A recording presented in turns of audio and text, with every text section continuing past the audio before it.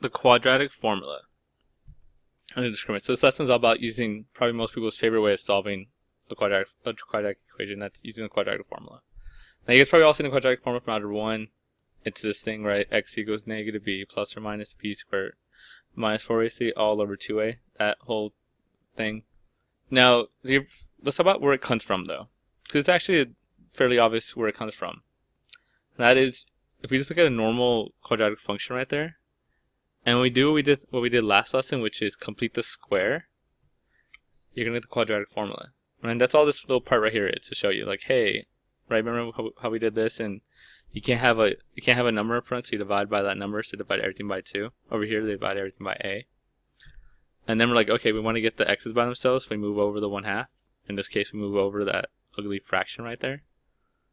And then we complete the square, we get the middle term divided by 2 and square it. And then this is them adding to both sides. And once you do that, this factors perfectly, right, every single time. And this side, you just have that. What they did from here to here was they did common denominator. And then how do you get rid of the square? You square root it, and you're left with this, and then you get this by itself. That's where quadratic formula comes from. It's just completing the square. That's all it is. So if you ever need to prove the quadratic formula, you just complete the square on the general equation. Anyway, since we have that, this is like the shortcut to completing the square, right? So it's like completing the square without going through all the work. That's the benefit of the quadratic formula. Again, another formula I will give you. I give you the formula, just I know how to use them. So I will give you that formula. Let's talk about how to use it. So how do we use the quadratic formula? Well, first you got to put it in standard form. So key thing to keep in mind with quadratic formula, you got to set it equal to 0 first.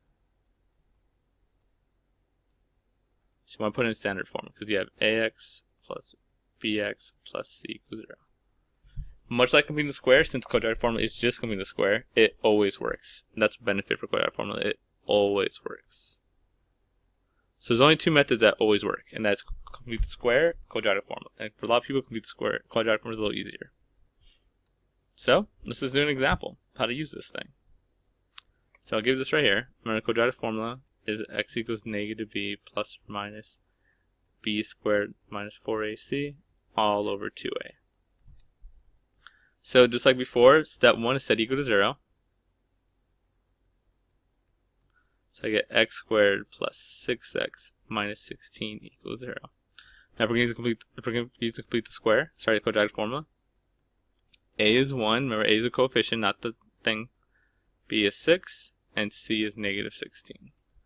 And all we're going to do is plug into here, right? A is always the x squared term, b is always the linear term, c is always a constant term.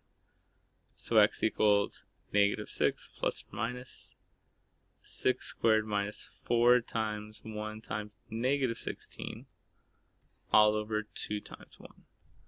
Now this is 36. 4 times 16 is 64, positive 64 because 2 negatives. So I get negative 6 plus or minus 100 over 2. It's negative 6 plus or minus 10 over 2. And we have 2 answers. We have x equals negative 6 plus 10 over 2, which is 4 over 2, which is just 2. And we got x equals negative 6 minus 10 over 2, which is negative 16 over 2, which is negative 8. So 2 and negative 8 is my answer. Right, so it's a little work, but it's always the same amount of work generally. It's just, set equals 0, find my values, plug it in, I get my answer. Again, quadratic formula always works. It's not the fastest way though. If you notice this, the fastest way would have been just a factor. 2 things that multiply get 6, I had to get 8, or x minus 8, x plus 2 equals 0. Split it, x equals 8 and negative 2. Fastest way is always a factor, and you always go on a factor first if you can, because it's just so much faster, right? It just took me 2 seconds. This took me about a good 30 seconds. It's still not hard, it just takes a little longer than just factoring. So that's always the best way. If you have a choice, factor if you can. But when you can't factor, much like the one we're going to do right now, right, if I multiply these together, I get 3x squared. No combination of 3 gets me 5, so this is prime. The only way you can solve a problem like this is either by completing the square or using quadratic formula. Only way, right? Those are only 2 ways that always work. Complete the square, which a lot of people don't like to do, and that's supposed to be a square, and quadratic formula. Only ones that work all the time. They're not the fastest way, but they always work. So let's use a quadratic formula here. And this would be a good one to use a quadratic formula. I would not complete the square here, because if you try to do that, you gotta get x by itself, and it makes it just ugly. So let's quadratic formula real quick. So -5 plus or minus 5 squared minus 4 times a times c all over 2 times a. So I just like to simplify this first. This is 25 minus 12. I get -5 plus or minus radical 13 over 6. And that's it. I can't do anything there. That's just the way it is. Nothing to do. Next one. Another one that's prime. Right? Like if I multiply these together to see if I can factor first, I get 5x squared, and no combination of 5 give me 8. So it's prime. Can't factor it. So the only way to solve it is use a quadratic formula. A, B, C. Right? Again, I will give you the formula. You should really kind of know it by now, though. All over 2a. Okay, so x equals -8 plus or minus 8 squared minus 4 times -5 times -1 all over 2 times -5. So this is 64. So many negatives. -20, right? Because 4 times 5 is 20, but it's negative there. So I'm going to get -8 plus or minus radical 44 over -10. I could break down 44. That's the same thing as saying 4 times 11. Square root of 4 is 2, so this is -8 plus or minus 2 rad 11 over 10. -10. Now a couple of things I want to point out. So here, these do not reduce, right? Remember, they're not, like here, 8 and 10. I cannot just cancel these two out, right? If I gave you this, it does not do this. Remember, this is stuck. It's a plus. It's stuck. Only way to cancel stuff out is by factoring it. And I actually could factor this. These have a 2 in common. So I could get this. And now these reduce because they're being multiplied. So I get, my answer is going to be -4 plus or minus rad 11 over -5. All over -5, which would make it look like. That's the idea. So again, do not just cancel. Don't be lazy and cancel these out. It doesn't work that way. You have to be able to cancel all of them out. If you want, you can divide everything by 2. That works still. Again, I cannot stress enough. Do not do this thing. Oh, so disgusting. Anyway, so that's quadratic formula. Next up, let's talk about a special term, the discriminant.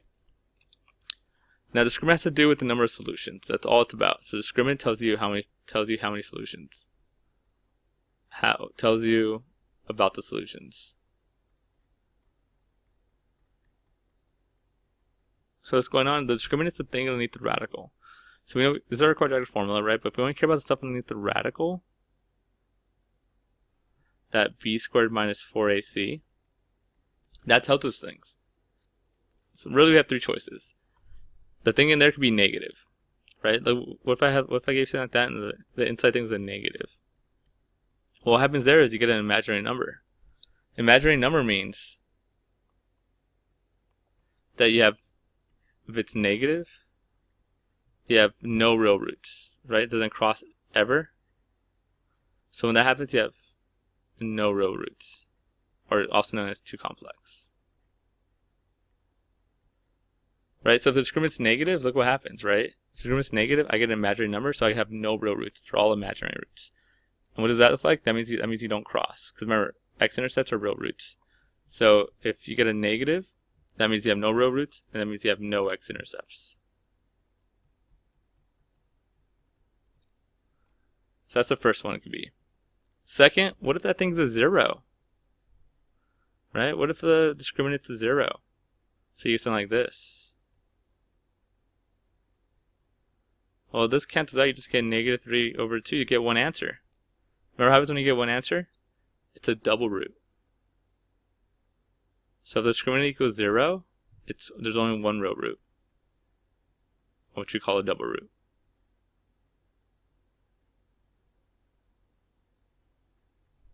And finally, what if it's a normal one? What if we get 2 answers like we did here? What if it's a positive? Well, then we get 2 answers, plus and minus. So if it's positive, you get 2 answers. And that's what the discriminant tells you. Let me write it again a little nicer. So the discriminant which is this. Here's a we use a triangle to say it's a discriminant. That's the formula for it. Triangle is b squared minus 4ac, just the thing underneath the radical. And if that thing is positive, that means you have 2 real roots. If that thing equals 0, that means it cancels out, you only get 1 real root. And if that thing is negative, that means you can have a negative underneath the radical, so you have 0 real roots, or 2 imaginary. AKA 2 imaginary. So that's what discriminant is. This is a quick way of saying, hey, what type of roots do you have here? If you take the discriminant and it's positive, that means you have 2 real, because you're going to get a plus and minus. If you get 0, that means it's going to go away and you have 1 real root. If it's negative, that means you can have imaginary numbers. And that's kind of it. So let's do a couple of examples of the discriminant. And all I want to know is, what do we get for discriminant, and then how many real roots do we have? And again, I'll give you the formula for discriminant. Discriminant is this. B squared minus 4ac. You just got to know how to use it and what it means. It's like, okay, that's a discriminant. Let's find a discriminant for this thing. So this is A, this is B, this is C. So I'm doing a discriminant. I'm going to get 8 minus 4 times 3 times 2. This is 64 minus 24. So I get 40. Right, so discriminant's 40. What does that mean? It's positive. That's all I care about. It's positive, so I have 2 real roots. That's all that matters. It's a positive value. So let's do the next one. A, B, C.